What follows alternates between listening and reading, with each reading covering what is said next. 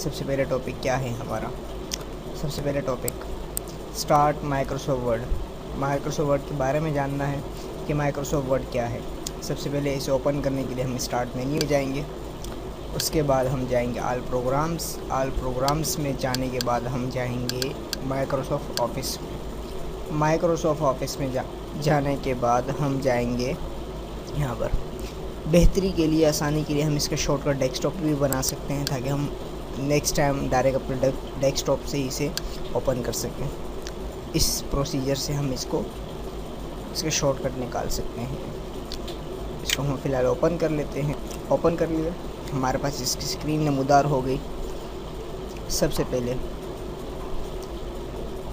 पहले जो ऑफिस के बारे में जानना है कि ऑफिस क्या है।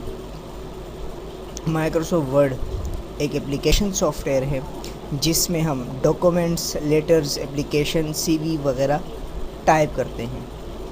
ये है माइक्रोसॉफ्ट वर्ड। वर्ड में हम इंग्लिश से मुतालिक जितने भी टाइपिंग का काम होता है वो करते हैं।